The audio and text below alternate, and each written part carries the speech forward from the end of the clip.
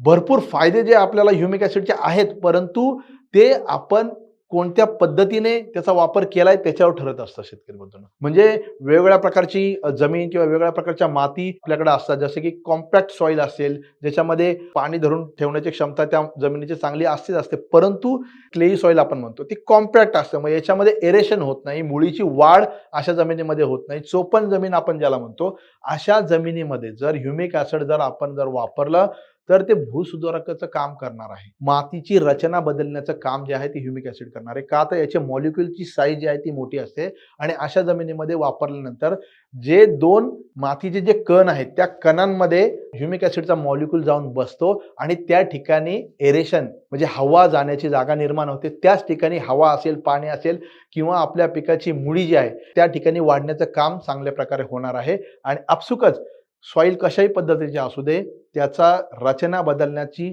ताकद जी आहे ती ह्युमिक ॲसिडमध्ये आहे.